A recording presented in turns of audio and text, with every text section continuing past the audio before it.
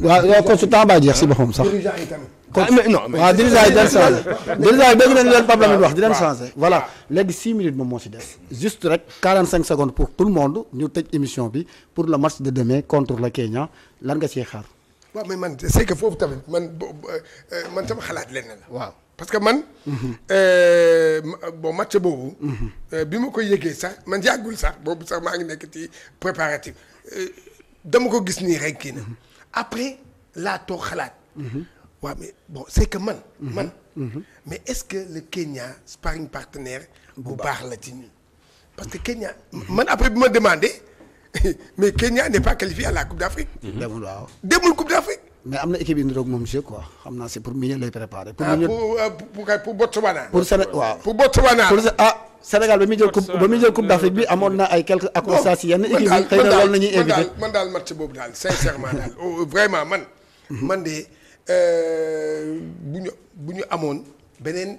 bu gën a kii bi bu gën a kii am na ñoo xam ne qualifié nañ foofu. ci zone boobu. fédération bi mi ngi wax mën na am ñu am benn match bu nekk match tàggatoo avant ñuy dem. ñoom loolu la ñu wax mën na am. moom mooy contre le Cap-Vert fii à Dakar. boobu c'est pour le 14 xaw ma. bon information boobu xaw ma. est-ce que officialisé le 14 contre le Cap-Vert. le Cap-Vert mais waaw Cap-Vert sax confirmé guñ ko nag. confirmé waaw parce que. fii à Dakar. waaw fii à Dakar. ñoom loolu la ñu waxoon waaw ñoom loolu la ñu bëgg a def. ok waaw bon waaw Cap-Vert moom baax na. en tout cas daal man daal match bii. match bi bon peut-être nag bon li ñu mën a def rek moom mooy.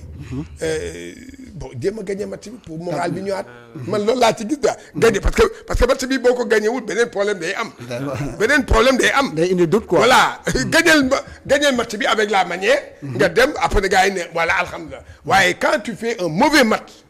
demain ça c'est vraiment day grave. voilà Pape Lamine rapidement tey lan moom may doon say attente par rapport ak match suba bi ñuy football Turquie ak Kenya. waaw xam nga comme da nga jógee ci Brésil avec une défaite. L'objectif c'est de faire redémarrer la machine. Et loolu mooy nekk objectif bi mais. tey comme trêve bi dafa gudd c'est 2 semaines.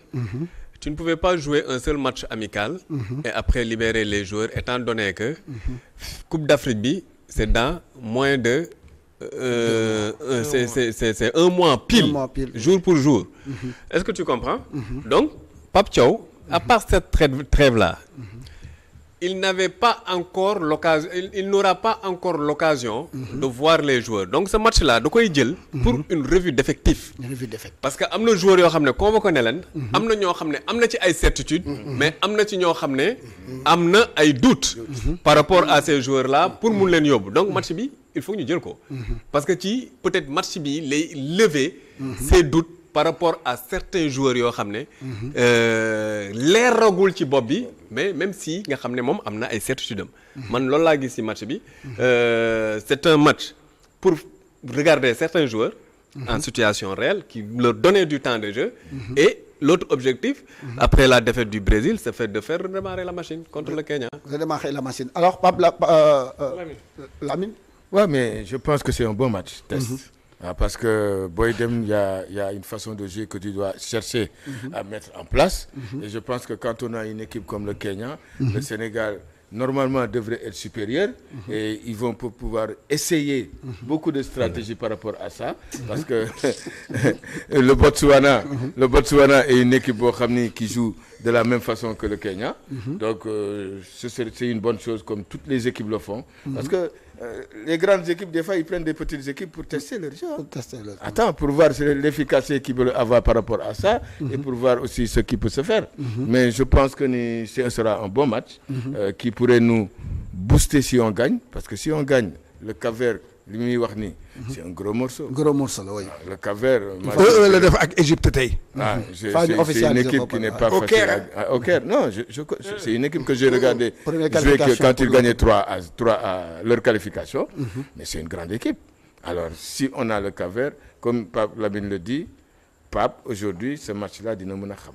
Parce que le dernier match contre le Cap-Vert c'est pour ñi dem. Consolidation là. Voilà.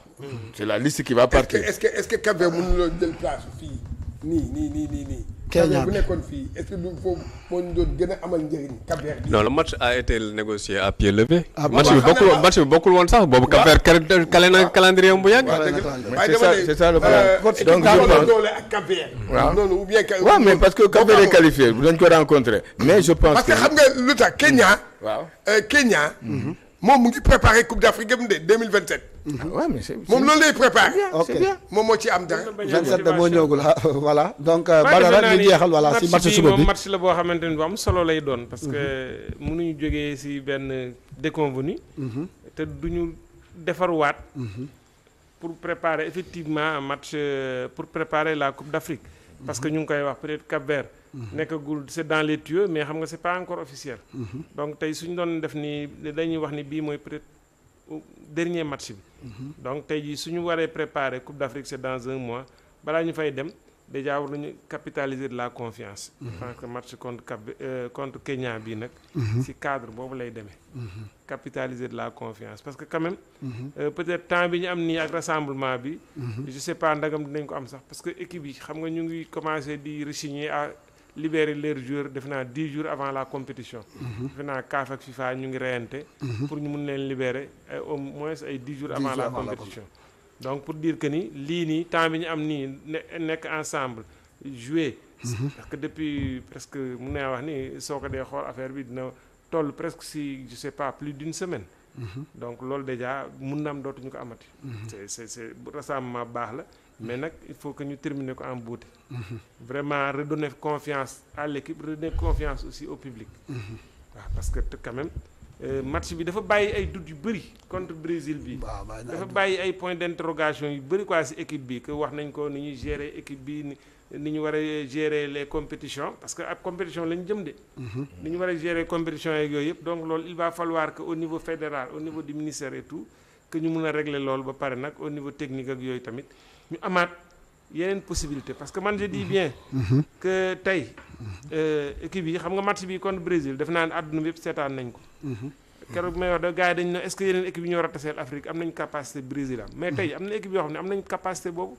ay Maroc gi soo leen taseeg ñoom tey jii mun nañ la tegal lii wala yeneen équipe mun nañ ni Sénégal ndekete soog Congo bi nga dóor fële waaw mun na la tegal lii donc c'est important que lii tey jii match bi daal ñu mais ñu tirer toutes les leçons bi nga xamante ne tey ñu am parce que sooy dem ci compétition yu mel nii il faut nga yóbbaale ay armes yu bëri c'est-à-dire su lii baaxul nga def lee su lii baaxul nga def lee parce que adversaire dañu lay étudier voilà donc merci en tout cas mbégte ak bànneex la woon ñu daal leen